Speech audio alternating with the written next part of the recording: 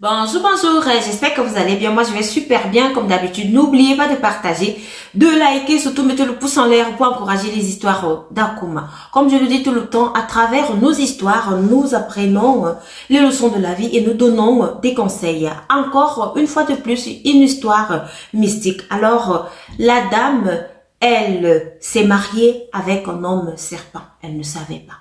C'est la raison pour laquelle on a l'habitude de dire qu'il faut faire attention. Lorsque vous rencontrez quelqu'un qui vous donne beaucoup d'argent, posez-vous des questions. Tous les hommes ne sont pas pareils, mais la plupart sont ainsi.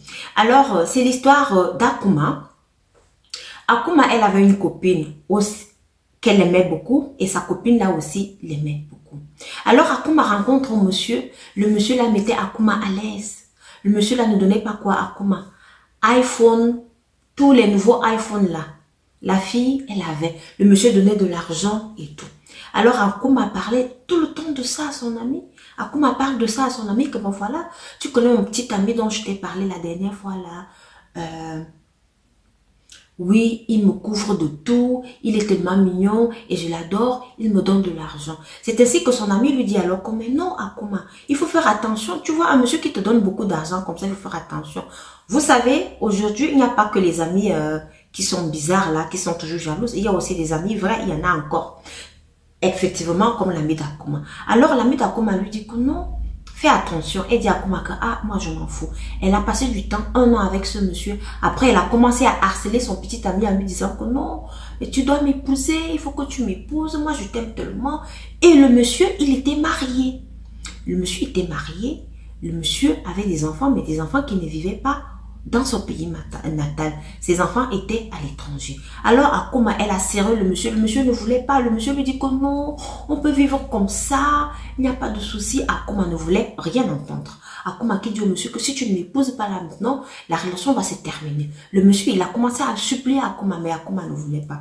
Alors le monsieur, il a dit à Akuma que ok, comment est-ce que ça se passe donc chez vous? Akuma lui dit que non, chez nous, on fait d'abord la demande de la main. Ainsi, le monsieur, il est donc parti chez les Akuma. Les Akuma, la famille d'Akuma dit au monsieur que non. Ici, nous, on ne veut pas vendre notre fille. On veut seulement 500 000 francs CFA pour la dot. Le monsieur lui dit que non, mais moi, j'aime votre fille. Elle est très belle. 500 000 francs, c'est petit, c'est peu. C'est ainsi que le monsieur, il a donc pris 500 millions de francs CFA. Il a donné à la famille comme d'autres. Tout le monde était content. Ils ont fait le mariage.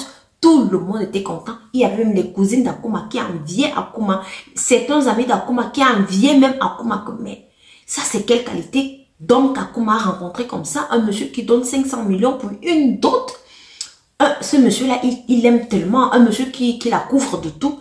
Alors, la lune de miel est arrivée. Akuma et son mari sont allés aux États-Unis pour passer la lune de miel. Tout s'est bien passé là-bas et tout. Alors, le monsieur, Akuma remarque que mais le monsieur, pendant la nuit, le monsieur sort, il s'en va dans une autre chambre. Il revient seulement vers les 5 heures du matin. Mais Akuma a remarqué cela et demande à son mari que mais pourquoi tu vas toujours à un certain moment dans l'autre chambre et tu me laisses ici toute seule?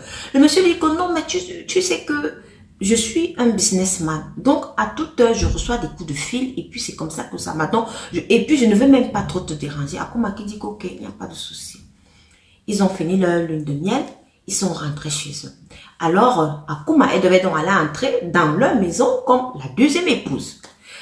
Le jour où j'y arriva donc, lorsqu'Akuma arrive là-bas, elle se rend compte que non, la première femme, elle est tellement joyeuse. La première femme a tout arrangé. La première femme lui dit que non, mais bienvenue Akuma. Je suis tellement contente que tu sois là, je suis tellement fière de toi.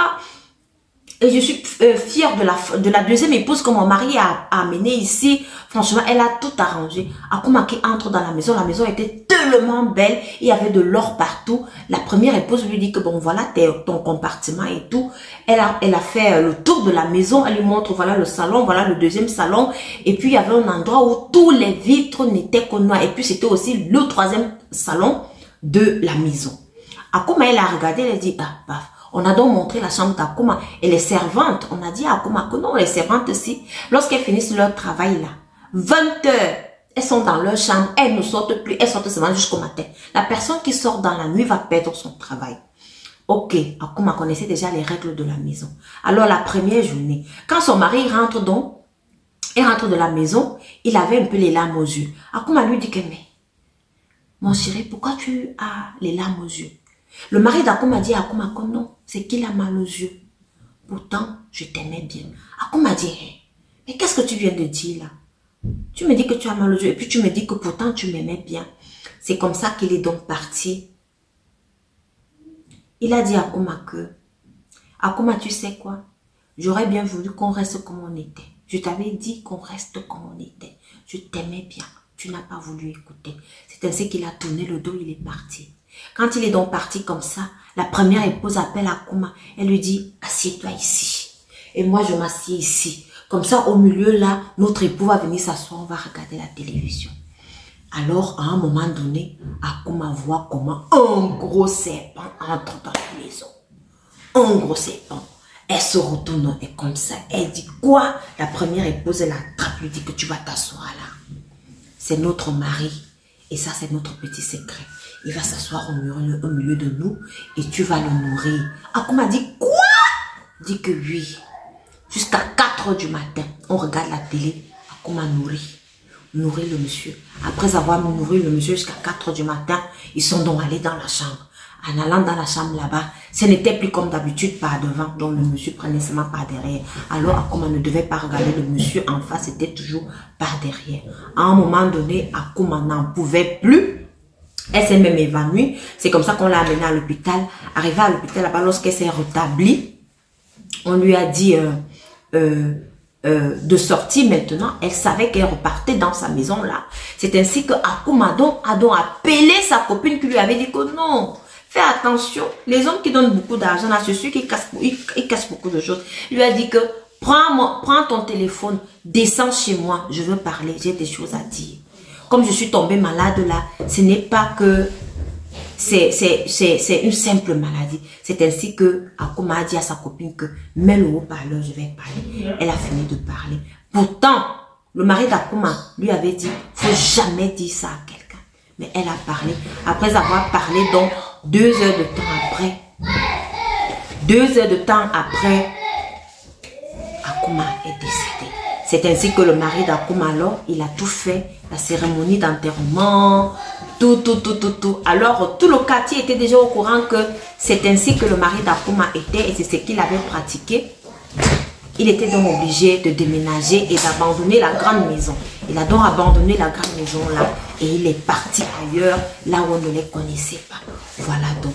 Parfois, il faut écouter vos amis. Elles ne sont pas seulement jalouses. Parfois, elles donnent aussi des bons conseils. Alors, faites très attention. Prenez soin de vous. Là, c'était l'histoire. Faites très attention. Ouvrez grandement les yeux parce que le dehors, il est risqué. On ne sait jamais. Merci de m'avoir écouté et rendez-vous à la prochaine vidéo.